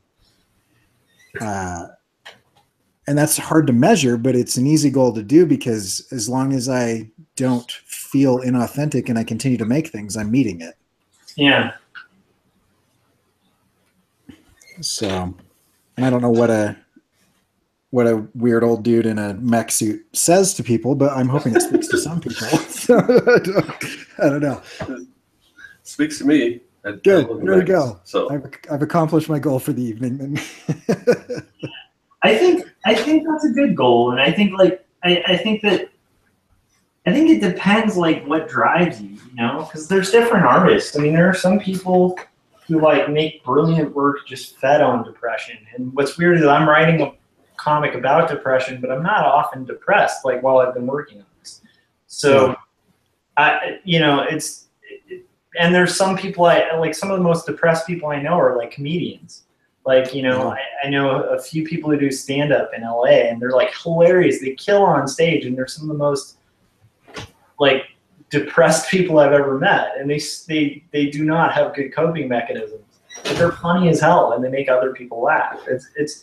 I think with art, you just kind of have to find your fuel. For me, I used to be fueled by success and by other people and by feedback and by clients. So like I used to be like more like kind of wanting to earn the laurels, you know? And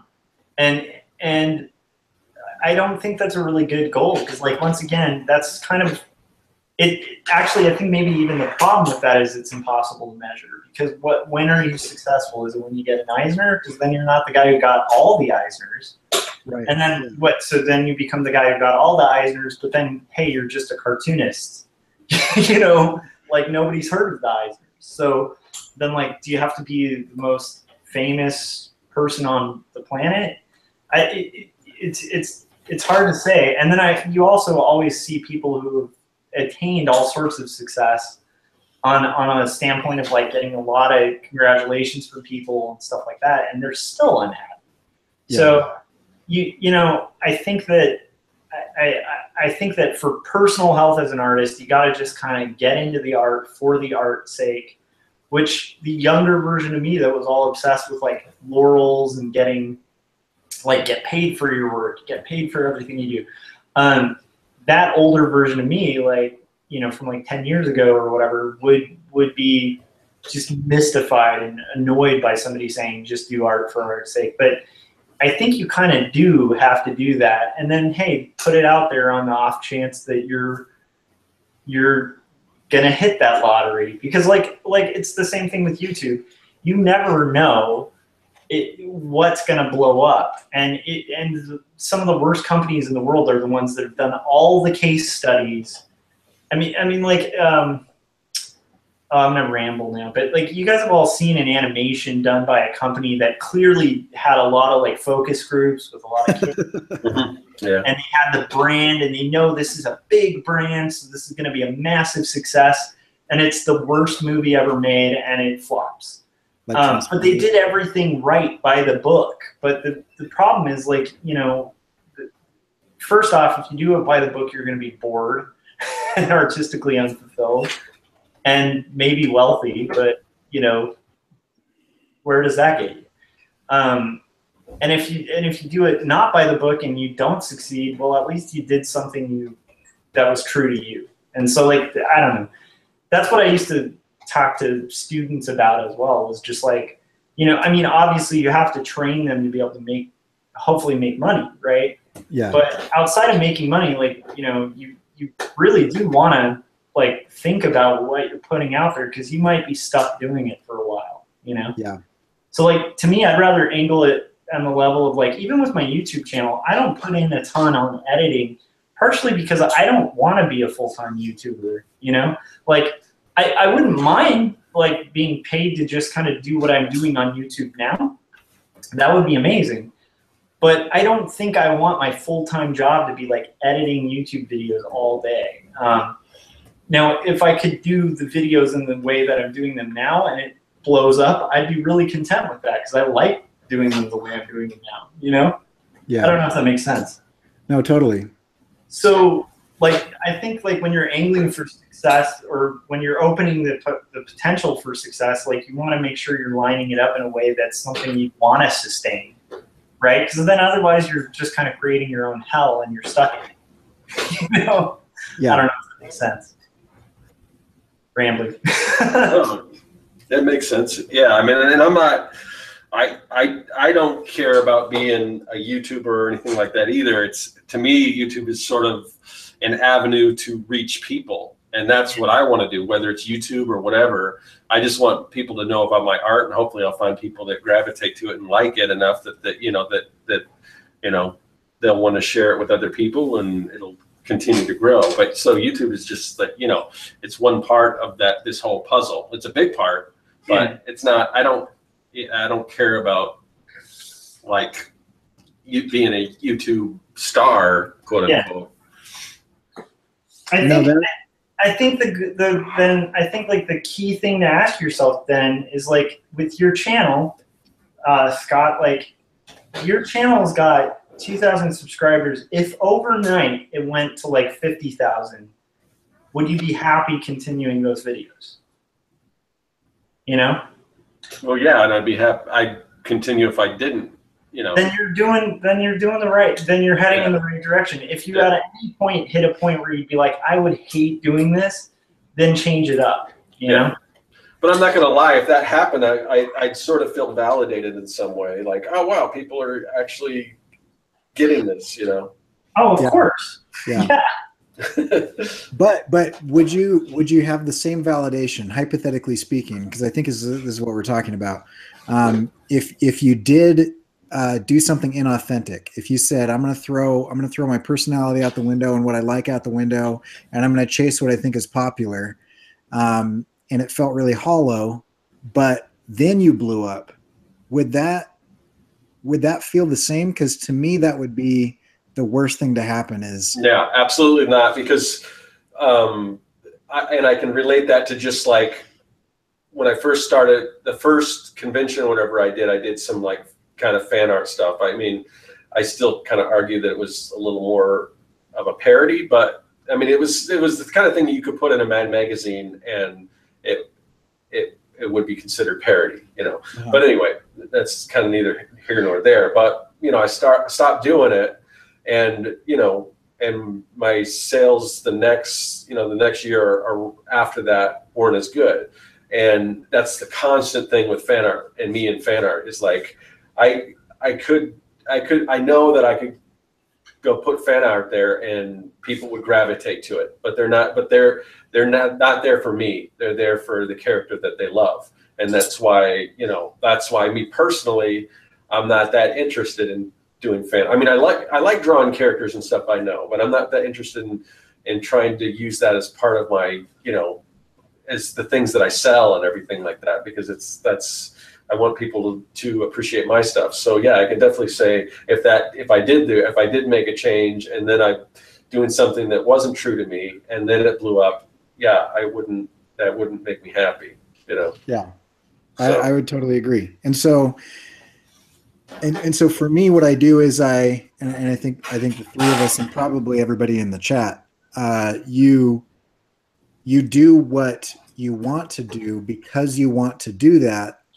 and then you share it, and then the people, be they few or many, that show up to enjoy that with you, are enjoying you and connecting with you on a level that is authentic, rather than you know, I've done a bunch of research and I've looked at the data and I've read the market, and these are the things that are going to sell, whether I like them or not. I'm going to make that thing.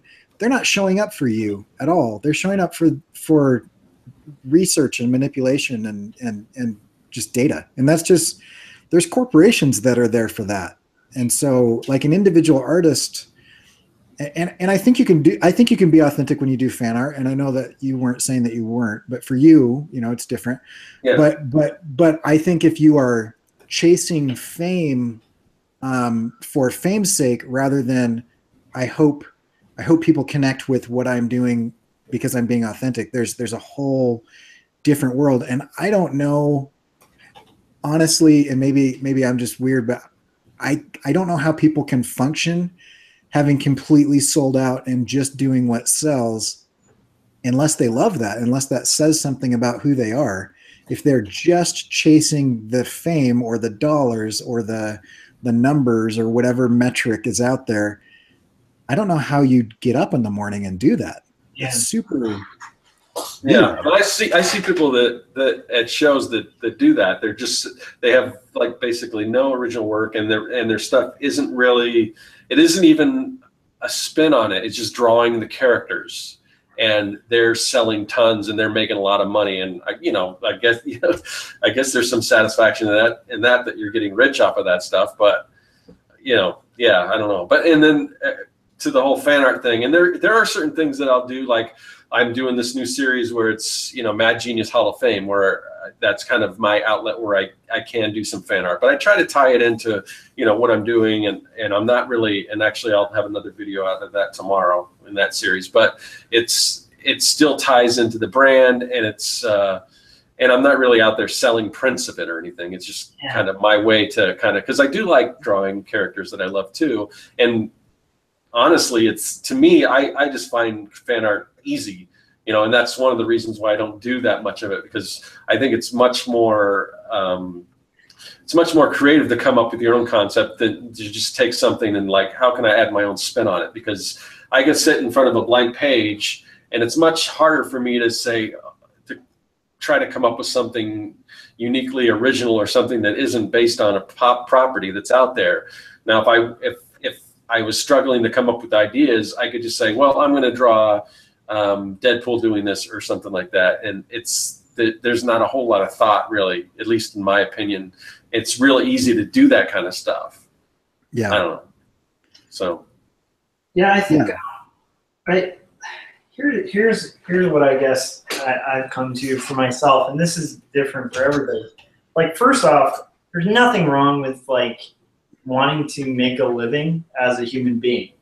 Not as an artist, this is just on a human being level, like wanting to have food, wanting to have, sustenance, wanting to have health insurance maybe. Like, those are good things to just want regardless, because they're like that base level. Like, so there's like those 3 levels of thinking in the brain, and at the base level is just like survival, food, like defense, like, it's like the baser part of ourselves. And I think it's good to fulfill those needs, because if you don't, it's like that, what is it, Maslow or whatever, his hierarchy of needs. It's like, if you don't fulfill those base needs, then you're going to be stuck at that level of thought, like, because you're not free to really pursue, like, authenticity is a higher level thinking thing. Like, if you're worried about getting food on the table, do you have time to think about authenticity? Not really, So I don't think there's anything wrong with like needing to basically make a living. And if that means working on, a terrible property animation or something, join 80% of the people who work in LA in art. Like, they're working on animations that they hate. And I know some of them, like, and they go to their day job. But the ones I know that aren't totally miserable are the ones who go to their day job and then they clock out and they go home and they make stuff. That's their stuff.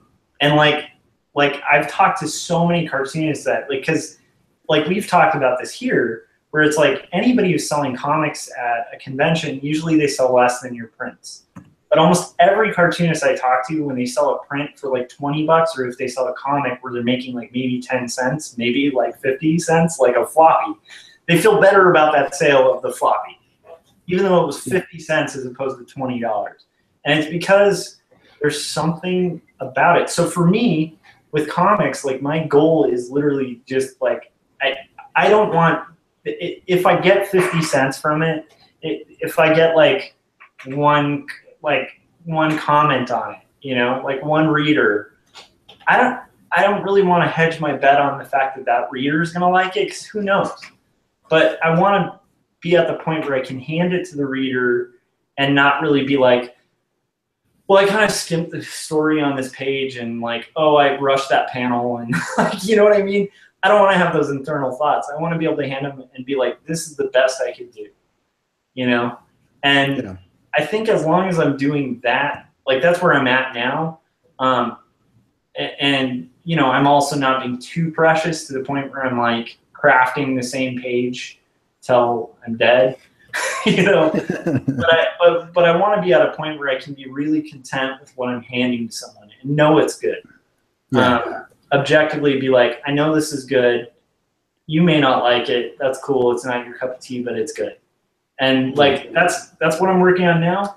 And we'll see if that lasts, because like that's a temporal thing too. Like when I'm done with this, I might level up a bunch, like by the last page, and just be like, I can't believe what I did, you know. Like I don't know, but that's where I'm at now with like wanting to create. I just want to make stuff that I like and I know is good, and because I make, you know, you can get a job doing stuff that other people like.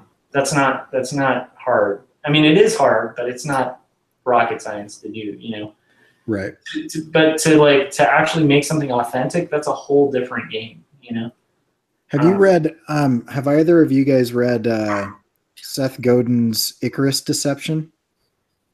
I have, but sometimes I've read a few of his books, and sometimes they kind of bleed into each other. So yeah. And I don't agree with everything he says, but Icarus Deception is all about what we're talking about. He basically just says, you know, to be authentic and to be true to yourself is where it's at today, because, you know, there's this idea, and I can't remember I'm jumping around here. I can't remember who said it, but basically that it's not our failures or our weaknesses that we're scared of. We're scared of our power and our ability. And so we do things to kind of lessen ourselves in other people's eyes as to not offend them or whatever. And when we do actually step out and start to be real and authentic and share our vulnerability is the time that you make connections with people. That is the time where people start to authentically see you. And I think back to the point that you guys were making, where if somebody, because the one that you guys did with Gazbot, when you were talking about at cons, like if somebody buys something that I made that really speaks to who I am versus something that I just made to sell, there's a validation issue there. And so when somebody has the money and they put it down and they connect with something where I was expressing myself, they are validating who I am as a human being, whether I like admitting that or not, because it feels super uncomfortable to actually say that out loud, that I need validation from other people, because that feels weak. But it's true. We all need that. And if I make, you know, like I did recently, I did a Princess Leia, you know, Hut Slayer illustration, and it was fun. And to me, that scene has a lot of meaning and stuff. But also, like you guys said, if somebody buys that, they might not like me as an artist. They might just like Princess Leia in the slave outfit or whatever. But if I do something else that authentically speaks and they put their money on that, that is a validation of who I am as a human being and as an individual. And that's why, for me, it's so much more satisfying. Oh yeah, and I think both are validating, right? Like even at my day job, when I do a decent job on something and it sells, I feel good. You know, I mean, like, it inevitably feels good to do good work, and you know, there's that like pride in work thing. But it's a totally different game, like you were saying, when it's like literally somebody taking something you pretty much put part of your soul in, you know, and then like and going, yeah, I kind of dig it, you know, or whatever. Like that goes a lot further than me. And so yeah, I guess that's the whole thing. So chase your dreams, you guys. Chase the rainbow. Don't sell out, but do product placement for Skittles. Yeah, there Or you go. is it Starburst? No, Skittles. Okay. Yeah. So yeah. So I don't know. Some of that probably relates to imposter syndrome somehow. I'm not sure. We kind of got off, but it was good. No, I think it all kind of relates to the same thing. I think we did. I think we ran around the topic pretty well. Yeah. I think the one thing I don't think we touched on is the fact that, like, just to like reiterate to anybody who's beginning as an artist, or you get your first gig in a creative department, or you get your first time teaching, like I'm sure you've experienced this. My first day in a classroom teaching college, I felt like a total fraud. Oh yeah.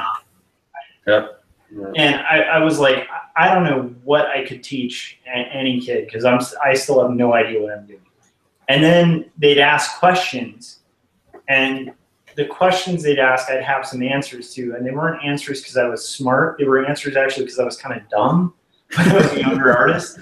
And then I had to learn, just like I was saying, like, you know, if you draw well, it's because you had a lot of failures. You were really good at failing. It's the same thing. If you're teaching, it's probably because you had a lot of failures and you learn from them. And then you can kind of hopefully help kids not make those failures, or help them navigate when they hit those roadblocks, you know? Oh, the worst teachers are the ones who never struggled with it. Oh, for sure. Yeah. Oh, yeah. Yeah. But like, I don't think anybody walks into a classroom and doesn't feel fake at first. I think like when I was a new parent, I was scared. Like when my wife was pregnant and stuff, I was just like freaked out. Like I had no idea how I was going to do it, because I was like, I don't know how to raise a kid. And then you take this little vulnerable dude home, and you're like, how am I going to keep this little guy alive? Like how is it legal that they won't let me walk out of this building with an infant? Yeah. Like, I have no training. I have no anything. Yeah. Yeah. We were in the car looking at each other like, how do we, like, they're just going to let us, like, take the kid home? Like, like, they were just showing us how to swaddle it. Like, I don't understand. Like, how did they do that again? Like, we couldn't get my daughter to latch. We're like, she's going to starve to death, and they're just letting us go. It's like we couldn't do anything. Onto that teaching thing, I've got a funny story. I'm not in the art department, but I teach a lot of things that are, you know, design and illustration, but I was interviewing for this job, and I read a lot of different things, and I could have lied, but I don't. So somebody asked me, and I'm around people that have PhDs. I'm around people that have like way more experience and are way more intelligent than I am. And one of them in the interview, there's this big interview, and it's a room full of like 15 people. It's all the people that are teaching in the department, and you're eating lunch, and they just like rapid fire questions at you. It was the most stressful lunch I've ever had in my life. And one of them said, "What are you reading right now?" And like, I had just finished a year or two earlier reading a bunch of like Russian romantic area stuff, like Anna Karenina and stuff like that. And then right after that, I had gotten into like ancient Greece and listened to a bunch of lectures and stuff. But literally the thing that I was most recently into was Capullo's run on Batman. And so that's what I said. I was like, well, I've been really into this, into the most recent run of Batman. And everybody in the room looked at me like I had a third arm growing out of my head. And I was like, if I don't get it, at least I don't get it being honest. You know? Did you at least qualify it and say, well, you know, I do read, but you know, I have to admit that type of thing, or did you just kind of come out with it and no, it's Batman? I didn't qualify. I did say that I was focusing on trying to learn how to ink and how to do things just in one value. So I tried to spin it, which is true. I mean, that's why I was into it, is because I love the way that the inks are laid down in those kind of darker noir shadow styles.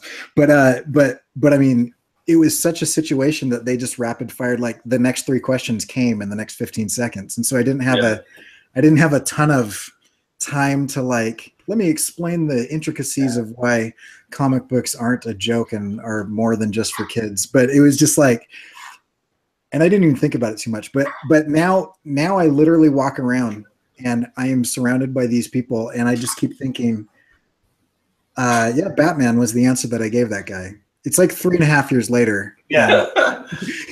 And I want to go up to him and just say, hey, I'm reading smart stuff too. I just want to tell you that. I know we don't talk anymore, but I'm not,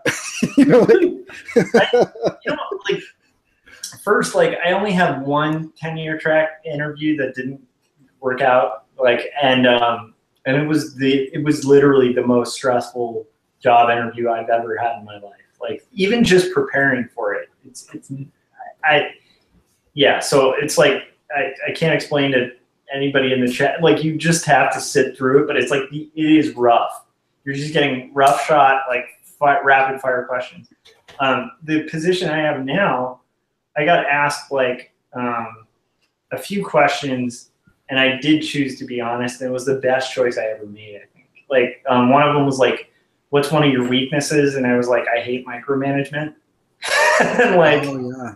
That actually ended up being a huge positive, and that's something I absolutely hate. So it's also really good because now in my position, if I'm at all being micromanaged, I can be like, look, when you hired me, I told you I hate micromanagement. I wasn't kidding, and aside from that, like what I didn't realize is you're actually saying, like by saying that, you're saying I can make this job easy for you because you won't have to be looking over my shoulder. Yeah. I didn't realize that at the time. I was just shooting off the cuff. But most people don't want to micromanage. So if you hire somebody who's like, I hate being micromanaged, it's like, great, that's perfect because I don't want to micromanage you. Good, because I would rather do my own job than yours. Yeah. So like it's and there were a couple other moments where they were like asking about their branding, and it was like, your kerning's off. And I just totally told them like an honest critique of what I thought, and it worked. But it is funny because it's like when you do that, like I think even saying that Batman thing might have been an asset for you because it's like being human, Yeah.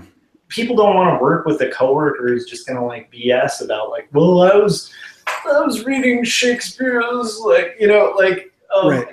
You're going to read, a junk novel that's fun. Like, I'm reading, what is the terrible, it's like Scott Mayer. I love Scott Mayer so much, but it's like really like low end comedy.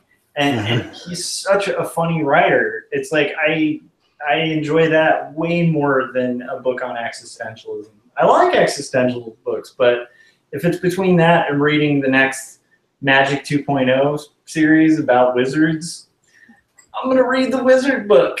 And yeah. I think that this is touching on that vulnerability thing, which is like people and I've had to read a bunch of books on management too, just to figure out what I'm doing. And every one of them talks about the power of vulnerability in a leader. And at the end of the day, had either of us or anybody really, if you get a job on false pretenses, that forces you for the rest of your time at that place to play that part that you made up. Like if I had said, oh yeah, I was reading a treatise on the pedagogy of whatever, then I would have to be that guy forever. Yep. And so instead, in saying this is who I am, and I'm gonna unabashedly say who I am, then if I get that job, they hired me, not my fake persona, and I don't have to pretend. They already know what they got. So yeah, that's so basically, like, you have a couple options. You either like fake it, and you have to grow into what you faked. Sometimes that can be good. Like I was talking about my first creative job. I pretended that I knew Illustrator, and then I learned Illustrator. Yeah. It's like you kind of might have to do that, especially when you're entering an industry. Like a lot of the time, especially like let's say you're a new graduate, you don't have clients a lot of the time, or you're a new illustrator and you're just seeking work. Like you may not have a long client list, and you might have to kind of fake it a little bit to get there. And then you'll get there, and then it'll be kind of weird to think back to the time where you had to fake it, you know, like, Yeah. But yeah, like, but I think once you get in, you do have those options, and I'd rather go the route of like true to myself, because that's the kind of stuff I like. Like, and like, once again, I don't think it's based on genre, right? Because when I watch SpongeBob SquarePants, I see an authentic cartoon, and for some reason, I think that cartoons really had the creator's vision seen out, and that's a really commercial thing, but I think it worked, and I think it's authentic. And when I see, you know, an art film, I can sometimes see fakeness, you know. So it's not always like, you know, I don't know. I guess. Yeah. Commercial stuff can be authentic. There's nothing wrong with commercialism if it's coming from a real place. Oh, for sure. Yeah. All right. Well, so have we killed it? Have we killed this topic? I think so. We've been going for a while. It's one of our longer ones. Yeah. All right. So there's a lot of rad conversations going on in this chat, so we'll try to post them in the comments. So where can we find your stuff, Cory? You can always find me at corykerr.com, and my social media stuff is in the description of all of my videos. And I'm mainly on Instagram and Twitter, are kind of where I live online. Nice. I'll just say where you can find me here. And Scott, where can we find you? You can find me. I have a YouTube channel. It's Serkworks on YouTube. You can find me at serkworks.com, or if you want to, my store is madsciencesupplycompany.com. And yeah, and like Josh said, thanks to everyone in the chat. And if you are new and you haven't heard the spiel, the way this thing works is that we do this hopefully every week, usually on Wednesday, but not always. And it's not always on the same channels. Sometimes it's on Josh's channel, sometimes it's on mine. It goes back and forth. So if you want to know where we are and what day and when we're going to be broadcasting everything, the easiest way to do that is to subscribe to our newsletter. And we don't spam you or anything like that. We just try to send something out, 20, 30 minutes beforehand to let you know when we're going live and all that stuff. And there should be a link in the description of this video, and you can click on that to join the newsletter. Awesome. All right. Any last words, or are we done? No, thanks for having me on again. That was fun. Yeah, of course. That was rad. All right. See you guys.